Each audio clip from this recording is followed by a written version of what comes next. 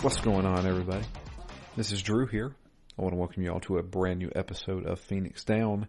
This is Phoenix Down 114.3, and we are continuing our playthrough of Yakuza 5. Today I have with me Matt. Hello. And yeah, what feels like the longest game we've ever done, which is not true, but it does feel long. Relatively short chapter here, or short section, I should say here. At least it felt shorter than normal. Yeah, it definitely did. It felt like that. Yeah, the short section in the long game. Yeah, the first two chapters of the section was standard length, I would say, and then the last two chapters was like, I mean, that third chapter was literally going someplace and having a fight, and that's it. Yeah. I was like, oh wow, okay. So, as we have experienced in all of the new sections in Yakuza, we switch characters. And this time we're switching to a character we've never met before. This is the first time we have seen this guy in a Yakuza game. Tatsu Shinada is his name. And we start off the past. Start off 15 years earlier. Shinada is a professional baseball player. He plays for the Wyverns. The Wyverns, I guess is how you pronounce it. Wyverns, I think. Wyverns. I think so. It's always been a weird word. Yeah. And he is this is his first major league game. He's been on the team for a few years, but he's always kind of played the bench for the longest time. But this time in particular, for some reason, the head coach, the manager of how do you pronounce this city?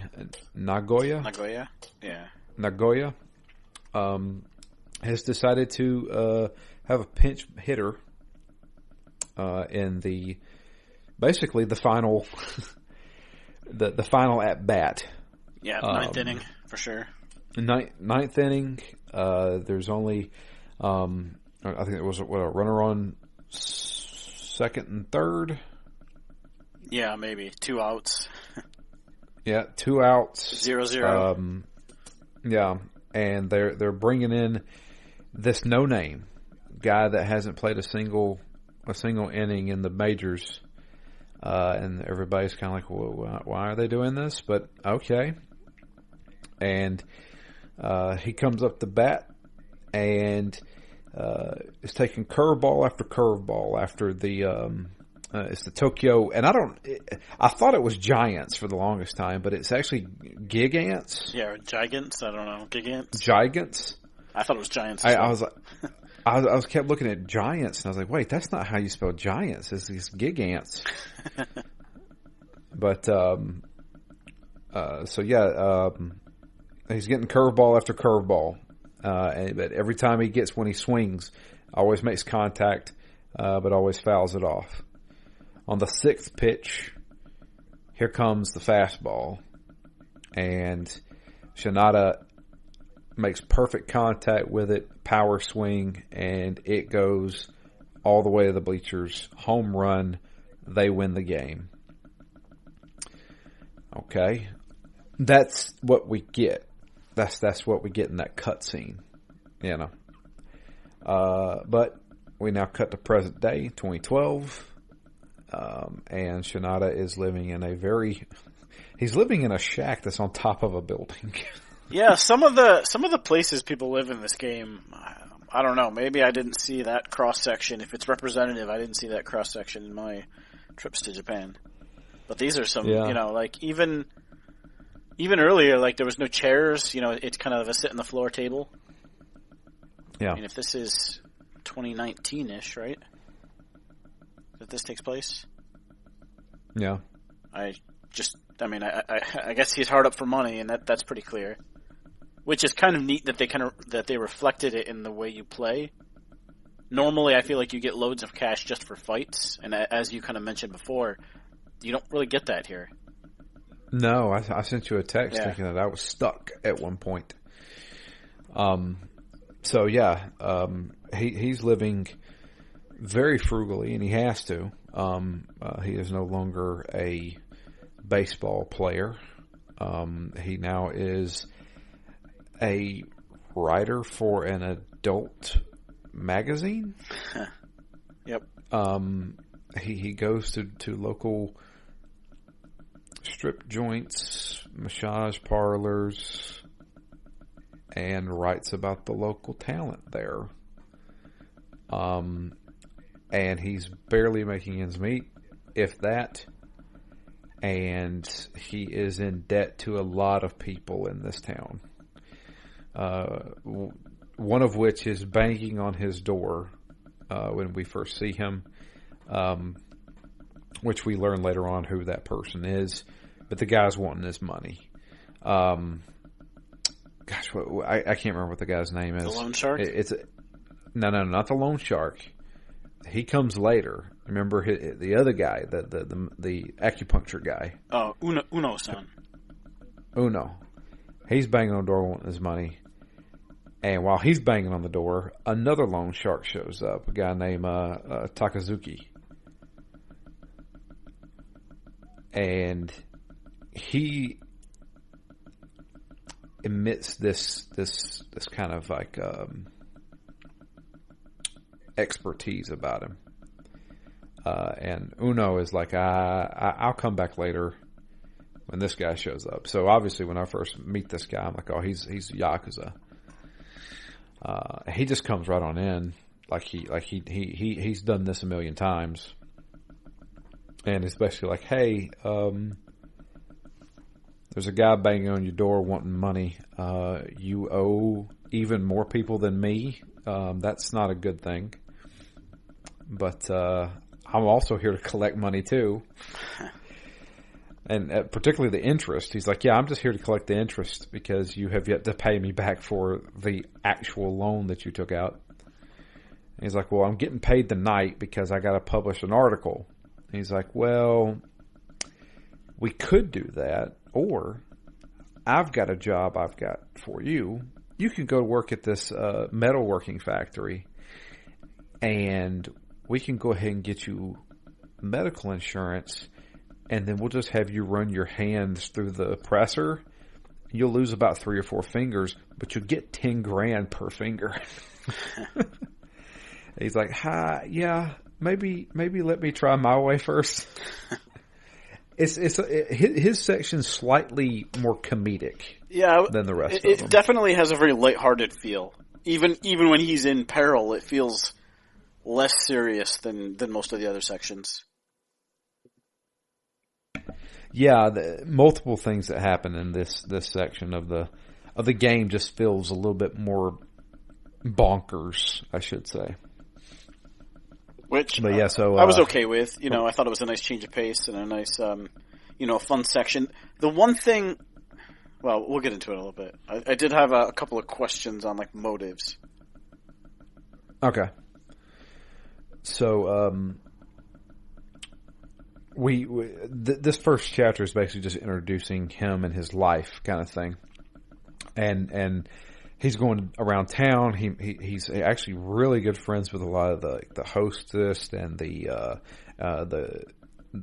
guys that run the hostess bars and stuff like that, like the maitre d's and stuff. And it seems like a lot of people like his work if they're in that red light district kind of thing. And he has to do a story on Milky is her name. That's her stage name, I guess. Yeah. So he goes and does his story with Milky-chan. And it seems like they're kind of in a budding relationship. This happens multiple times. I ran into people, I did some sub-stories with him, and there's like multiple times where he's like straight up just a ladies' man. Yeah. Like all the women love him. So I wasn't sure if he actually had a thing with Milky-chan. I mean, he does at some point here, but, is that just part of his pattern? Yeah. But he also goes to this restaurant that he frequents, and the guy who runs the restaurant is like, dude, you can't be here. You owe so much on your tab. Unless you're here to pay me, you really need to leave. But he's still a nice guy to him. It seems like a lot of people have been kind to him, but they're kind of sick of him just mooching off of him. Yeah, he's a bit of a lovable loser, I guess. Yeah. Which is funny because of where he came from. Like, he was a professional. Yeah, he was a pro baseball player who should have been making a lot of money. Yeah, and much like Kiryu, trying to live this undercover life where nobody knows who he is. Yeah. So, and getting to that, at the end of the day, essentially, so there's a few things that happen. We have to go save Milky's brother, even though he acts like he doesn't know who she is. There was like he was a security guard who was supposed to be transporting this fancy signed baseball bat from a player, and it was broken, and now the security company won't let him leave, so we got to go save him. Then kind of found out the bat was a forgery anyway. But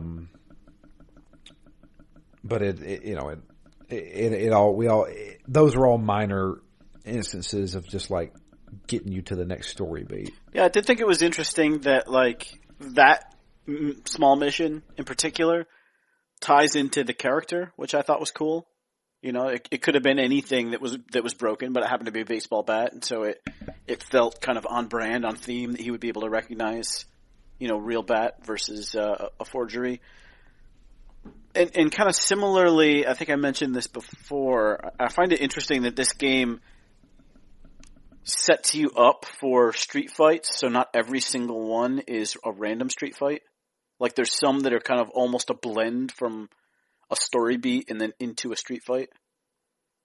And I thought that's kind of cool because it just lends a little bit of context to the fights. There's so many random fights anyway in this game, even if they only did what they did here, which is, you know, maybe 5 or 10% of them have some relevance more than a random street fight. You know, it does a little bit to blend the sections, I thought, which I liked. Yeah. So but going back, we do get a we do get a warning from, I think it was from the guy who runs the restaurant, saying that there was some shady looking dude walking around disguising himself, wearing like a hat and a mask and glasses, trench coat kind of thing. I need to steer clear of that guy. Well, we're going back to our shack, and we run into the guy. And he's like, I have a business proposition for you. What I want you to do is I want you to investigate what happened 15 years ago at that baseball game. He's like, nothing happened. I don't know what you're talking about. He's playing dumb. He's like, no, I know who you are. And you, I want you to go back. I'll make it worth your while. So this slowly cuts into the second chapter, but basically he's like, I know who you are. You used to be a professional baseball player. I will give you how much you would have made in a year if you uncover the truth of what happened. Now, of course, his lovable loan shark, Takazuki. Is that how you pronounce it? Takazuki? It's not Z. It's Takasugi. Takasugi, yeah. Takasugi. He's very interested in this because he's well, that's a lot of money. That will get me paid. Yeah, I got the sense that he never really expected to be paid. Which, you know, going back to the part where he's got that little hammer, he wasn't actually threatening him, right? He was just kind of making a show of it, right? I think so. Which, it's funny because then he becomes like your buddy for the rest of this as he's trying to get his money by supporting you. Yeah, pretty much. And they play that off a lot. Yeah. They're like, all right, I'll pay for this. Just add it to my tab. I'm going to add it. I'm going to add it to it, yeah. But this was the big thing I had a problem with, though. Like, the fact that he would make that statement, oh, nothing happened 15 years ago. like, he's not meant to be dumb, right? I mean, he's not meant to be a genius, but... Sure. But that was what he worked his entire life for, was to get to the major leagues. And then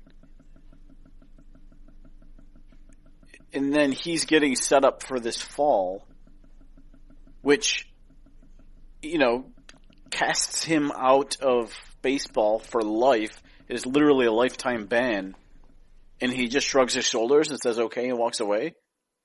This is the guy who every single day since then said he's done 5,000 swings of a baseball bat and 1,000 push-ups, right? Was it 1,000 or 100? I thought he said 1,000 push-ups and 5,000 swings. Possibly. I don't know. And like, this is Yakuza after all. But like, the kind of person who would dedicate their whole life to making it to the major leagues, and then after a lifetime ban, still go through that kind of regimen, it doesn't make any sense to me that he would just suck it up and leave. Did I miss something that caused him to want to stay so far away from it? Other than maybe he just felt betrayed? I guess. I don't know. Like, I really don't know. I think he was ashamed of what the public saw of him. But wouldn't that kind of person who would work that hard, in my mind, that's the kind of person who would be like, I will not rest until I clear my name. I did not do this. I'm not going to be seen this way when this is the only thing that's ever mattered to me, basically. Weren't there going to be charges brought against him? And if it, like, remember, because we had that interrogation with the police, and wouldn't the I think the interrogators mentioned something about him being prosecuted, but instead he just left baseball. I can't remember. Yeah, I mean, like, that might have been something along those lines, but still, I would think that his lifetime desire to be there and proving himself innocent would most likely overturn the ban. Like, I can't see how he did anything but that. Yeah. Given the passion that he's demonstrated for it. I know. So anyway, what we're talking about, because we haven't actually mentioned what happened. So the night or the day that he hit that home run was the last time he played in the league, because even after the game, right after the game, he was meeting with a fan and was signing the baseball that he had hit. So the fan caught the ball, and typically tradition is they will return that ball because it's the first home run you've ever hit. But he was like, you know what? I'm going to sign this. It's yours, man. I take the glory of hitting the home run. You're the guy who caught it, so you deserve to have it. Hang on to it because it'll be worth a lot of money.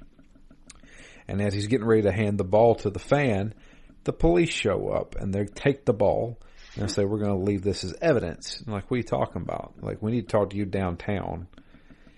So he is being accused of a couple of things. The first one being he was basically shaving points. They claim that he was in some kind of fixing of games. Yeah, stealing signs, right? And stealing signs. To which I thought, does this man play for the Houston Astros? But no. But he was stealing signs. So stealing signs is a very big offense, especially even in the MLB. But the biggest thing is criminal charges could be made for, shaving points off a game. And because of that, the Japanese major leagues banned him from playing baseball for life. On top of that, his old manager resigned. Fujita said that, obviously it brought shame to his team. I'm going to step down. And so for the past 15 years, he's just been kind of struggling trying to find a way to make money. And I'll be honest with you, I finished this section with 1,000 yen to my name. I think I ended up with about 500. Yeah, dude. So I have to say this because there's a part in it's either this chapter or the next. I think it's this chapter, the chapter 2, where you have to take a taxi. I literally couldn't take a taxi because I didn't have enough money for it, and it was only like 470 something yen. Yep. Which is $4.70, and I didn't have that, so I ran around the city getting in street fights. Got tons of little plates. But I was like, where do I sell these? I don't see a pawn shop on the map.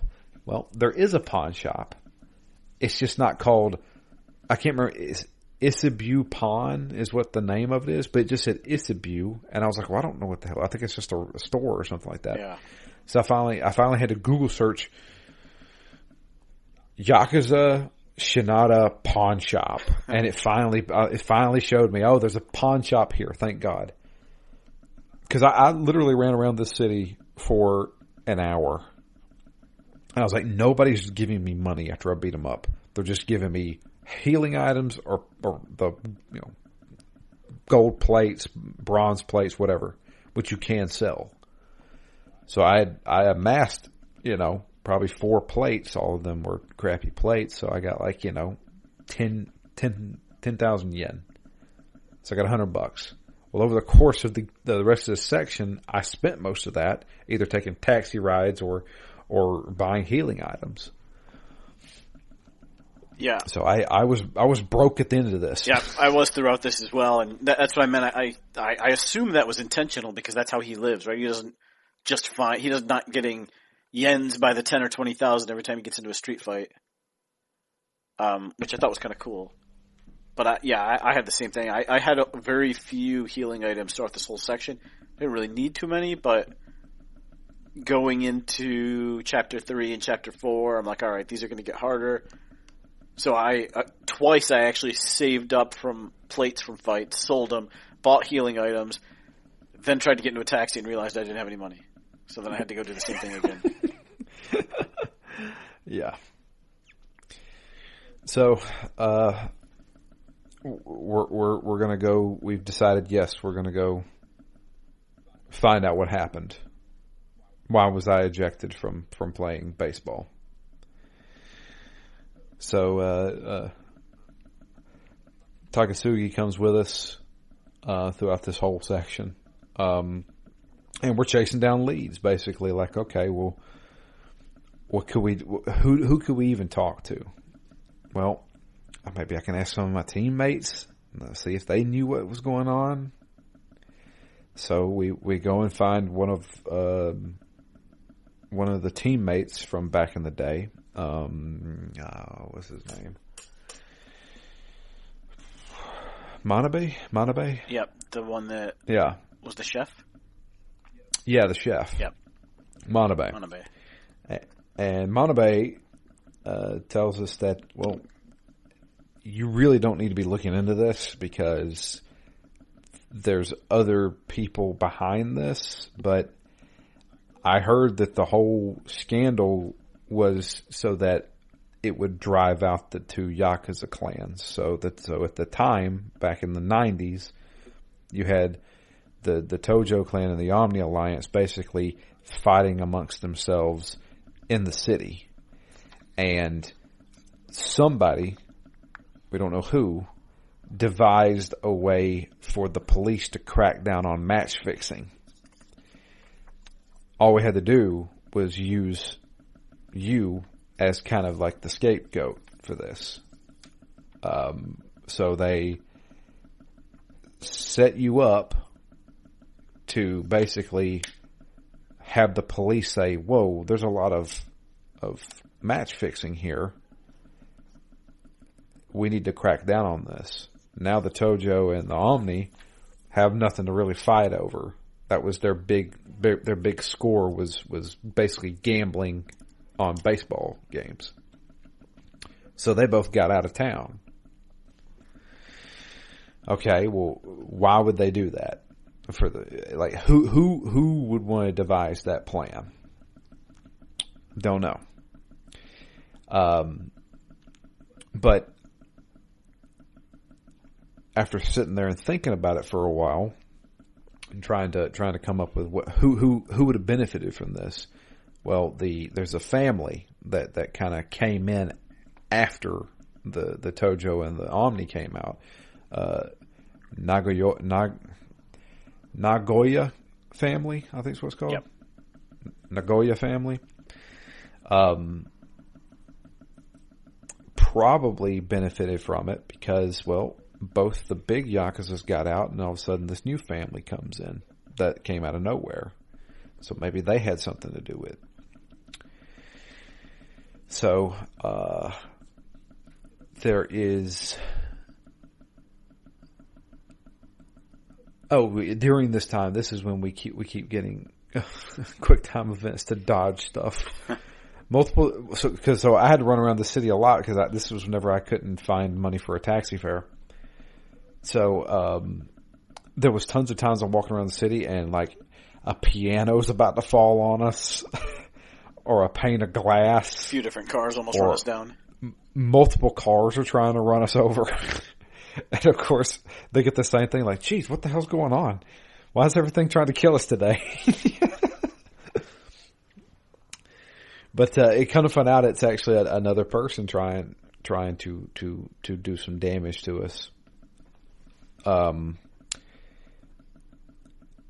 in fact, it was something crashed, but I can't remember what it was. There was a cutscene where something crashed, and we realized it was one of the guys that's in the crowd, like observing it. Was it the steel girders? Was that what it was? Yeah. And they kind of found out it was actually another guy that Shinada knows, another former teammate. And I can't remember this guy's name. But we had to corner him, and they're like, "Hey, dude, what the hell?" Because he's wearing like a hard hat, so we're like, "Oh, he's working construction or something." So he's got to be the guy trying to throw stuff on us. Is it Sakai? Is that his name? Sakai, maybe. I don't know. The guy was alive for 5 seconds. Yeah. If that was him, it was the guy who got benched for that one epic at bat that Shinada had. So he was the replace. So Shinada replaced him as the batter. Yeah. Gotcha. So he tells us that it's definitely you were set up by the Nagoya family. And as he's telling us this, something else falls and kills him. Yeah. And we're like, okay, so who dropped that on him? But we need to get the hell out. God, I'm blanking on what's happening next here. I think that was the end of the chapter whenever he got crushed. Yep. That's the end Is of this chapter. the big... Yeah. That's the end of chapter 2. Yep. Yeah. Well, chapter 3 is the short one. That's whenever we had the big reveal. We get a phone call. Milky has been kidnapped. That's right. I forgot to mention in chapter 2, the acupuncture guy, the other guy who we owe money to. He's actually used to be. That's how we found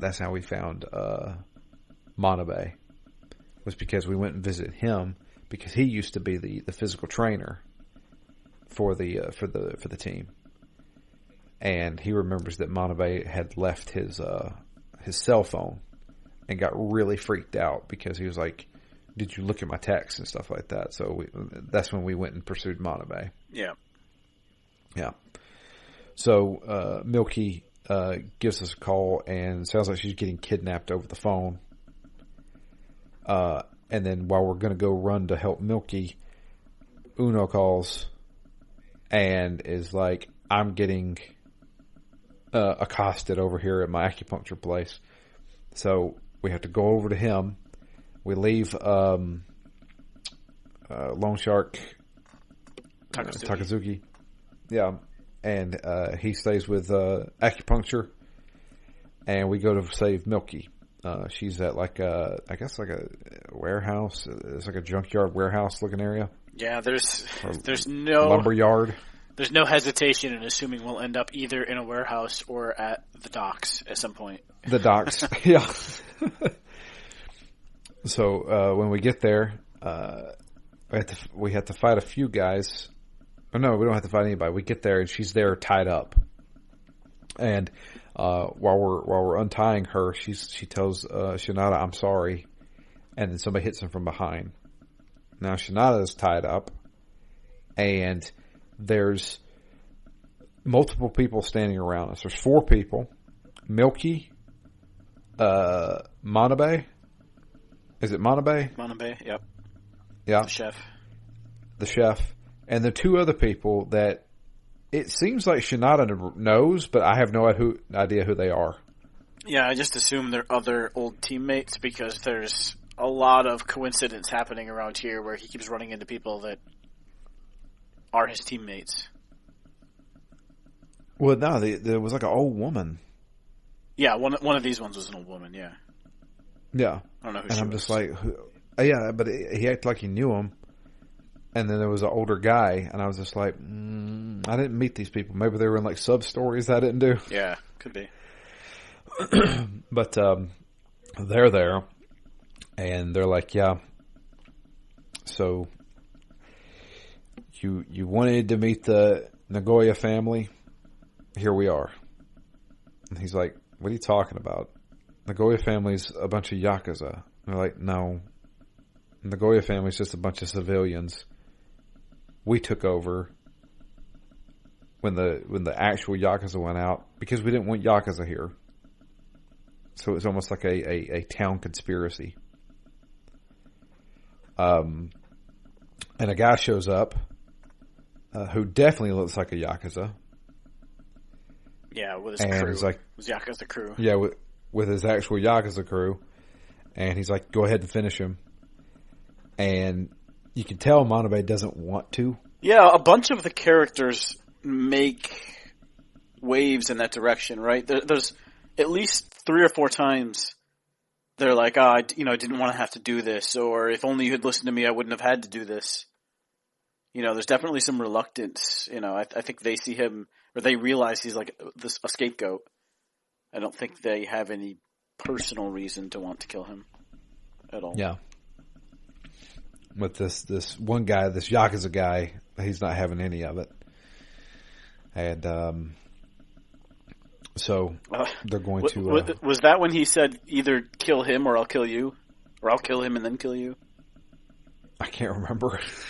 But it as much as it didn't look like Takasugi was actually going to bash his finger in, I definitely thought he wasn't going to stab him if the Yakuza hadn't walked in. It did seem like it, yeah. Not that he wanted to, but he had resigned himself to the fact that he was going to have to. So the Yakuza guy takes the knife from him and is getting ready to stab him when the warehouse door busts open with a forklift, and there's none other than Takasugi driving good it. Timing. And he's like, all right, we're going to get out of here. And we have to fight like just regular townspeople, it seems like. The rest of the Nagoya clan? Yeah, the rest of them. But we're also being pursued by that one guy. I can't remember that guy's name. The dude with the 2 pipes that we run into a million times. Yeah, and he's super easy every time. He keeps running away. Yep. He keeps running away, and then we have this Crash Bandicoot section where we're running toward the camera, and he's on a forklift trying to run us over. Yeah, I didn't have any... I couldn't get away from him. I couldn't either. He knocked me there was over no at way least 3 to avoid it. Yeah, there was no way to avoid getting hit by him. But it didn't do much damage. Yeah. Yeah, I was like, I guess I could have tried to jump around some things and cut my angles a little better, but I didn't. Yeah, I was like, I don't feel like I was doing that poorly to get ran over 3 times. Yeah, I don't know there. But we finally fight him for the last time. He still wasn't difficult. Yeah. But yeah, we knock him out. And there's we're standing there, and we hear somebody's phone ring, and it's actually that Yakuza guy's phone. And when we go to pick it up, Manabe grabs a hold of it out of her hand, and he's talking to the person. And he's like, all right, I got to stop this. So me and you were going to have a fight. I didn't think this boss fight was that difficult, especially because we had weapons. So there's one thing we didn't mention was how Shinada fights. Apparently Shinada's really good with weapons. The game specifically says that.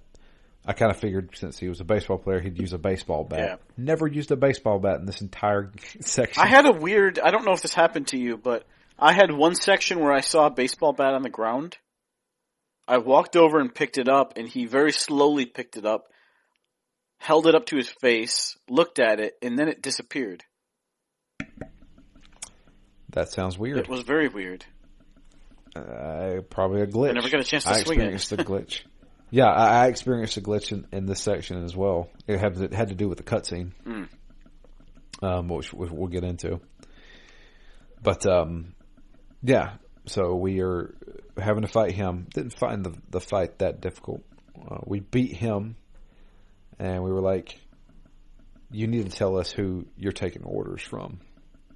I want to know right now who set this up." And he's like, fine, you want to talk to him here? And he dials the number. And when he picks it up, he hears the voice on the other end. And he's shocked. And, of course, like, who is it? Fujita, my old manager. Basically saying, have you done it? Have you finished him off? Have you killed him? And we're like, oh, good. Dear old coach. He was betrayed by his whole team. Yep. So after that, that's the end of chapter 3, going into chapter 4. So we find out that the next day, all of the Nagoya family turn themselves in to the police. And he's like, well, I figured out who's all behind it. It's my old coach. I might as well give this masked benefactor a call and let him know. I've solved it. And he's like, all right, I'll be there in a little bit. And he's like, all right, well, I'll go walk around for a little while. I literally take 2 steps out of the place, and he calls me back. And I have to go back. Yeah, I like that whole thing. He's like, you asked him to come over. You're like, well, I'll just go kill some time. I'm like, why? And then, yeah, there's nothing. I don't know if it was time or if it was a number of steps, but I got to the end of the block, and he's like, where are you? He's like, oh, sorry, I'll come right back. Yeah. Again, I don't know if that was meant to be comical or if there was actually an intent that you would use that time to do something. I don't know. They've done this a couple of times in Yakuza, though. Yeah. I feel like it's just a leftover from like old game design. But yeah, so we Masked Man comes in. He says, all right, so tell me what happened. And he's like, well, the match fixing was done by my old manager. And the whole reason why was because they wanted to basically get the Tojo clan and the Omni Alliance out of the city so that they could start their own family, which was made by civilians. And that's it. And he's like, okay, well, you've done a good job. I appreciate your help on this. Here's the money that I promised you. One last thing. And he calls him Tatsu. And he's like, Tatsu? What? Nobody calls me that except people from high school. And he begins to take off his disguise. Takes off the hat, takes off the glasses, takes off the mask. And it's none other than Daigo Dojima. Now, of course, Shinada doesn't know who Daigo Dojima is other than that kid who was in first period. But he does. He's like, I'm the sixth chairman of the Tojo clan. He's like, what? So like, yeah. You remember I didn't graduate with you. He was looking through the yearbook trying to find a picture of him. He's like, I'm not in the yearbook. Why not? Well, I got expelled. You remember when you guys were having the high school championship and all the team, or half the team on the other team, got beat up and was sent to the hospital? That was me. It's like, oh, so you're the reason why we went to the Nationals and then got the crap beat out of us in the Nationals because we actually sucked. So match fixing before the issue with match fixing. Yeah, pretty much. So he's like, yeah, I there's more to this than what you think. There's a mastermind behind what actually happened here 15 years ago, and I'm trying to figure out who it is. I have a good idea now, so I'm going to go back to Tokyo. And he's like, whoa, no, I'm coming with you on this. He's like, no, you're not. Enjoy your money. After this is all over, I'm going to get you reinstated in baseball. You had perfect talent. You shouldn't have wasted it away. You may not be able to be a player now, but I bet you I can get you a job as a manager. He's like, that's crap. I want to get it on my own merits. I don't want some Yakuza, pulling strings to get me a job. He's like, well, that's what's going to happen. So Shinada's like, no, it's not. And he rips off his shirt. He grabs by the shoulder and just rips. And it's not just a shirt, it's also the coat. Yeah, classic Yakuza. Me and you are going to tussle. So, Dojima, in Yakuza fashion, grabs a hold of his shoulder and rips off a trench coat, three-piece suit, tie, shirt, everything in one throw. Just throws it off. Without even disrupting the pants. Yeah, no, nothing like that. And of course, we're gonna have a fight. We're gonna have a fight. Which I was kind of grinning at this part because I'm like, all right, this is clearly a kind of a cool boss fight. At least, not necessarily anything about the execution of the fight, but just the fact that these two are fighting each other is kind of funny. Kind of, at least in Shinada's world, it's kind of an epic fight. Yeah, I mean, you've got a ex-professional baseball player fighting the leader of one of the biggest gangs of Tokyo. So, yeah. This fight wasn't necessarily hard. I did use a few healing items on it. He did have this move where he would just counter whatever you did. Yeah, luckily it was well telegraphed, but... It was well telegraphed, yet I threw a punch every friggin' time. I was like, God, why am I throwing punches? I know what he does when he holds his hands up like that, but I did it anyway. This was the fight when I realized I had an infinite lead pipe in my inventory. From the very beginning? Yep. Yeah. I hadn't used it in any fight really until this one because I had a little bit of trouble at first, and then I was like, oh, I actually have this weapon. It's not going to break. And then didn't have too much problem with him. I just had to make sure not to swing into his open hands. Did require a fair amount of dodging, but I felt like some of the fights in this last section were somewhat long because it was hard to get long combos going, but they were, it was very easy to get one or two hits in, but hard to get like really heavy hits in, so I felt like a number of fights, this one included, just kind of took a while. Yeah. So after beating Daigo agrees, okay,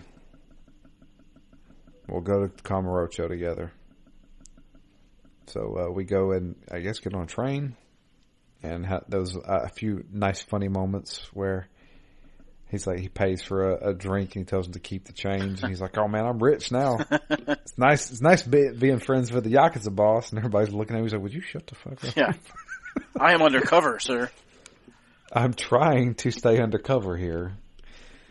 And Shinada is reading the local paper, and he sees a article that is completely disturbing to him, and he throws down the paper, and he's like, I got to go do something. Go on without me. I will meet you as soon as I can.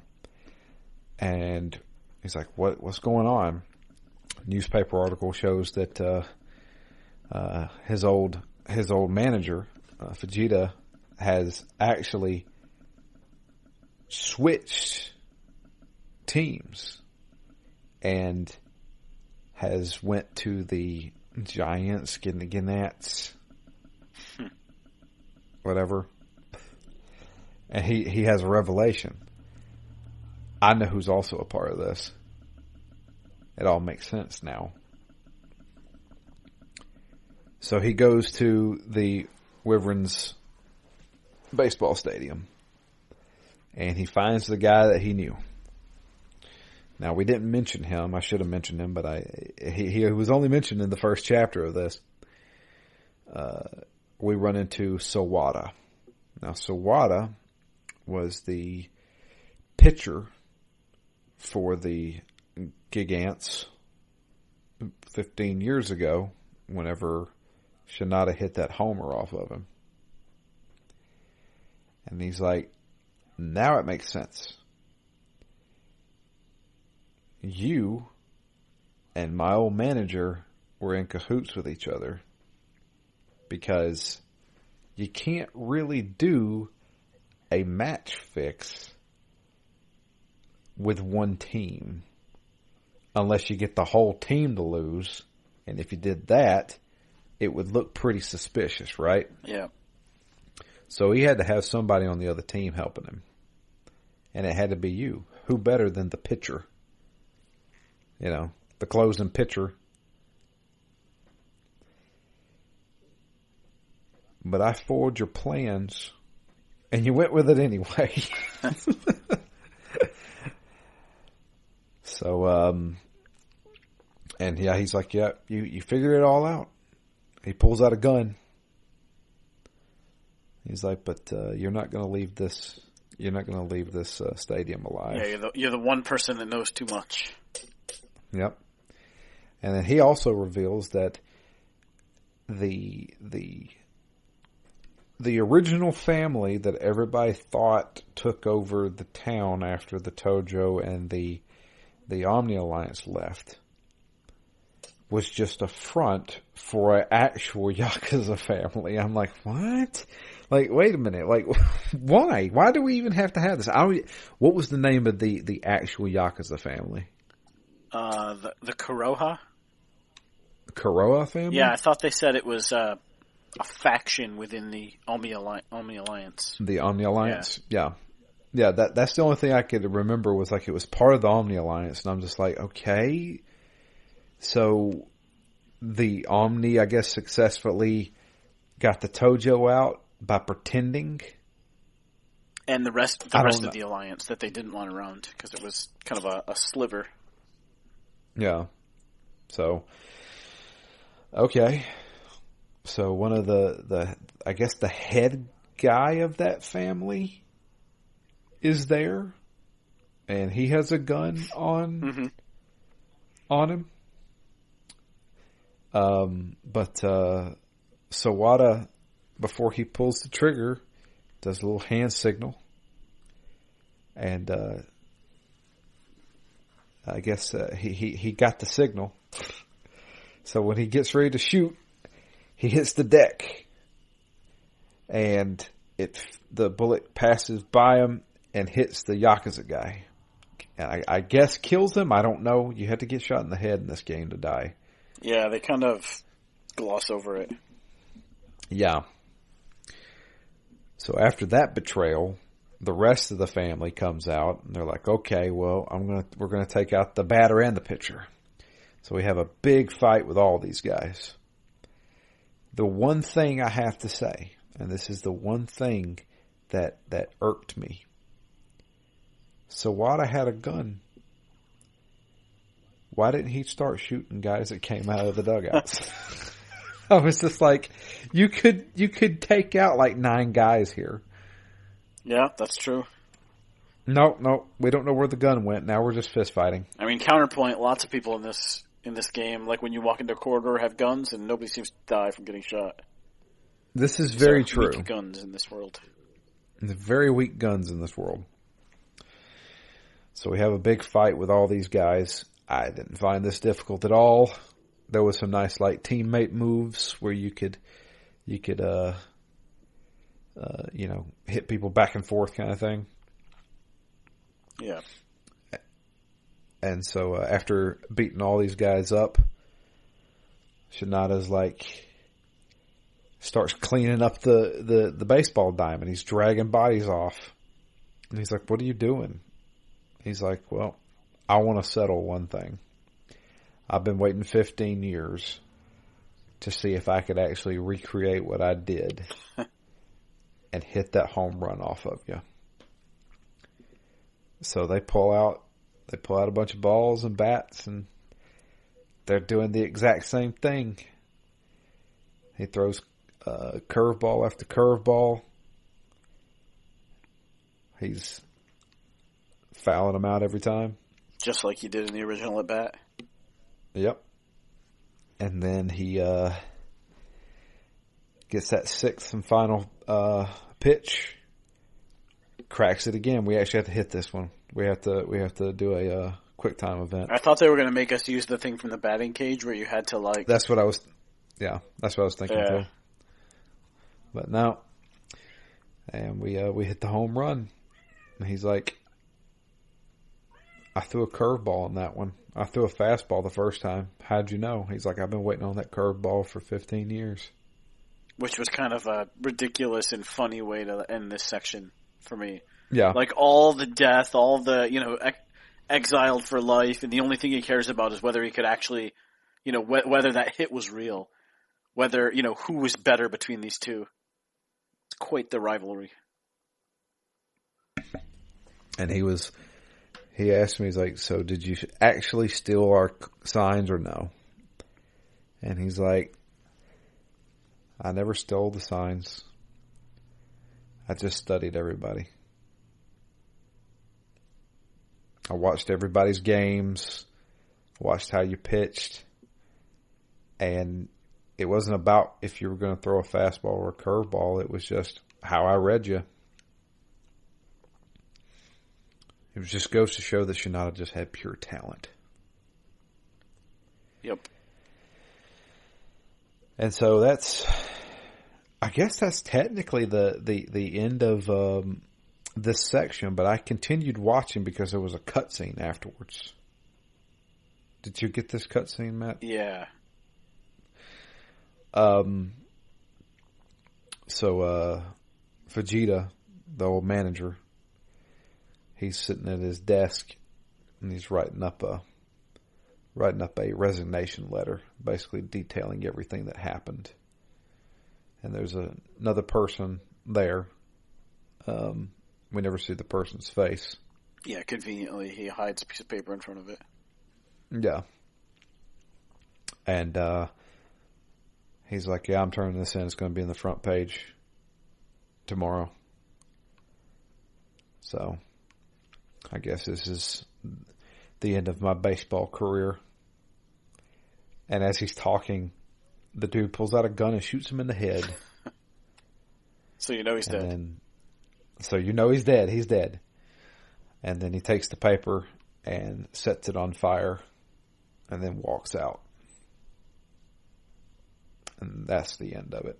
It goes into the next section, which is part 5, the finale. I did like, was it when they were on the mound, Sawada and Shinada, that they were talking about Fujita's plan and the reason he threw the fastball at the end. So not only did these two have this kind of everlasting desire to know who was actually better, but I like that little twist of Fujita's, like, he's embedded in this, he's match fixing, but the one last act he wanted to do before he stepped down was to see, like, these two pure talents go at it. And so that's why he wanted him to throw a fastball so that it would be hitter talent versus pitching talent, see who comes out on top. And he would at least get one moment of pure baseball before he was done. That's right. I thought that was kind of a nice little send-off. Yeah. Yep. So I have a theory. The guy pulling the strings is the cop.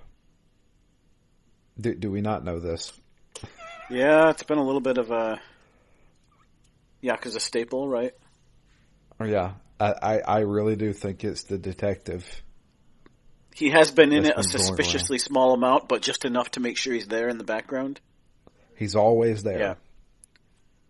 That's how I feel about any kind of like whodunit. Like it's not the person that they set up to be the suspicious person. It's usually somebody who they bring up and then they clear early, and then they hang around, and then they weren't cleared in the end anyway.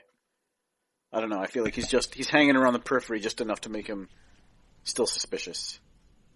They showed his mouth while he was lighting the paper on fire. And I was like, that looks like that guy's mustache. Mm-hmm. I could be wrong, but I am 98% sure that was the cop that did that. But we'll see. Do you think Majima factors more into the story? He must, right? I would assume so, but I don't think Majima's in on this. No, I don't think he is. But he was there in the early chapter as a supposed death. Then we know he's alive. Yeah, we find his ex-wife. I think he's kind of pulling what Dojima did. Investigating. I think he went off the radar to investigate what's going on. Yeah, I think that's what happened. Yeah, that makes sense. Yeah. That just reminded me, I still really love that scene earlier on when he was talking about just, aging and he doesn't have the skills that he used to, and it being a leader in the Yakuza, a young man's game. Yeah. It's still so weird to me that it felt like such a strong theme for the first section of the game. Many characters kind of self-reflecting and, maybe self-doubting a little bit. And then this game's just it's so different every section. Yeah. We didn't even mention the whole, everybody's got their little, quirk. Kiryu drives a taxi, Sajima goes hunting, Haruka's doing idle stuff. Shinada's all about batting practice, basically. Yeah, I didn't do. That's a thing I would like to go back and do. Like, there was a whole glimpse of what you could do in this section about like upgrading your batting equipment and almost like a whole little like RPG element of gearing your character up. And I didn't even give it another second thought, really. No, but I will say this: anytime I had to hit a home run, I had to do it twice. I hit it on the first friggin' swing. Oh, nice. Yeah. I was just like, man, I guess the show has really taught me how to play baseball. Timing is tight. Yeah, my timing is very tight. But yeah, I don't know. I know one of the big things you do in Yakuza 6, and it has to do with baseball. Mm. From what I understand, Kiryu actually runs a baseball team. Oh, nice. Yeah, I think you manage a baseball team to the point where you're getting players. Because I saw, it was a few years ago, I saw a tweet that somebody put, and it was just a screenshot of Kiryu talking to somebody, and they said, this is the most Yakuza line I've ever seen. And it was Kiryu telling a guy, I'll get you the squid, but if I do, you have to join my baseball team. And I was like, yeah, that sounds like Yakuza. Yep. Which is good timing. So, yeah. Mets are on fire, so this love of baseball came at just the right time. So I know you guys. Shinada. You're smacking the crap out of my Braves there. There was like a 4-game series where we only won one. Yeah. Oof, it's been a lot of ups and downs, but I know. I've been watching a lot of it lately. So this whole these characters their everlasting love of baseball. I'm like, oh, this is good timing. Yeah, I figured you would love this section. Yeah, I did. This was a really good section for me. I enjoyed the lightheartedness of it. I enjoyed kind of the baseball theme. I enjoyed the reasonably straightforward mystery of he needs to go back and figure out what happened 15 years ago to get him exiled. That's a nice, clear goal for the section. I found it refreshing to have a new character that had nothing to do with the Yakuza. Yeah. This is just some random dude. Yep. And also, he was kind of a fun character, that kind of lovable loser, racking up these debts everywhere. I don't know. He's just kind of a likable section. Yeah, I didn't mind it. But we do have an email. It comes in from Dustin. And it's titled, Going, Back to Kamu Kamu Rocho Rocho. It says, greetings and salutations, comrades. Were you guys as bored as me at this part? I actually started hating this game during this part. I think the theme of this game has been bloat. Every part, except for maybe Kiryu's, had long and boring sections that don't really matter to the overall plot of this game.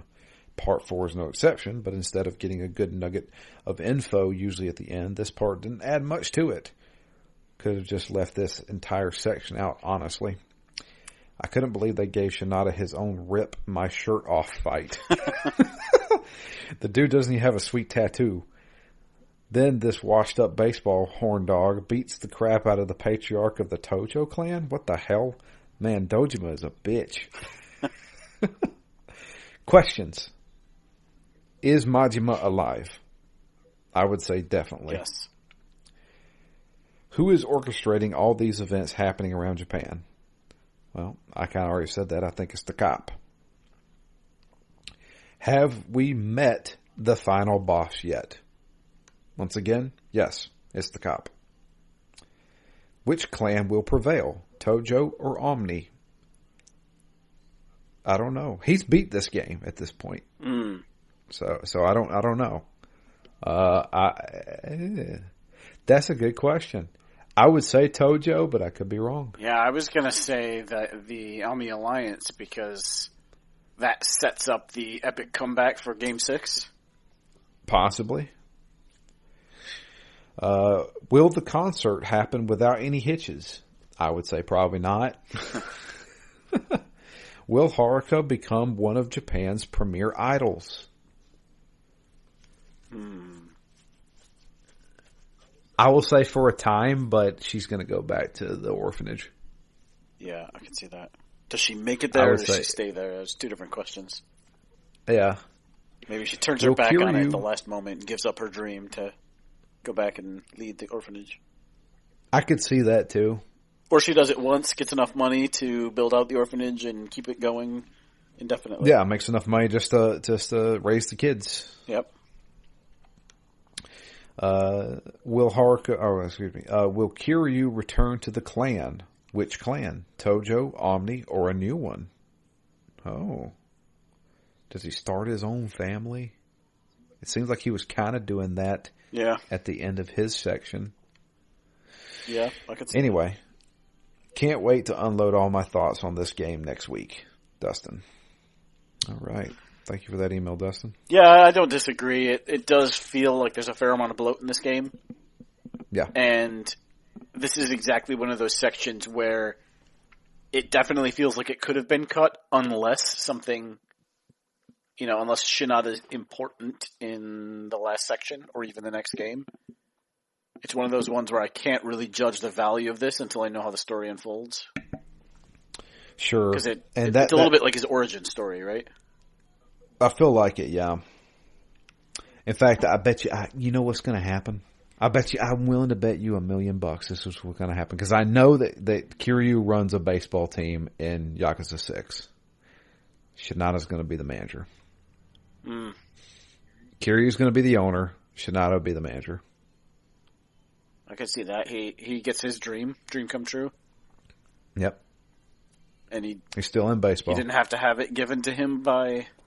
Well, I mean, maybe in that scenario it is still given to him by Yakuza. Yeah, true. Ex-Yakuza. Yeah, unless he's back.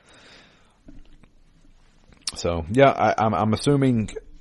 I don't know how many parts are in this finale. I'm assuming four chapters. I could be wrong. But I would say that we're going to end up playing as every character that we played as so far. Yeah. Which can be fun if they do it right. Not opposed to it. Yeah. Do you think we will have another rooftop fight with all of our characters? Yes. Okay. Will there be a big pile of money? And a ticking time bomb? And a time bomb. And a helicopter. I know there'll be a helicopter. But, yeah. That's it. If you'd like to send an email, it's drew@ztgd.com. You can also tweet to us. I'm at DMO Fury. Matt is at REMGS. And the podcast itself is at ZTGD Phoenix Down. But yeah, we're going to finish this up next week. We'll wrap it up and then move on to the Sinking City. I'm excited for that one. Yeah, me too. And then we'll go on to Yakuza 6, I guess. Which I'm excited to lay Kiryu to rest, if you will. It's been a journey. It has. It most certainly has. But, yeah, that's going to be it for us. I appreciate everybody listening. Until next time, I am Drew. And I'm Matt. And we are out of here. Have a great week. We'll be back next week with the conclusion to Yakuza 5.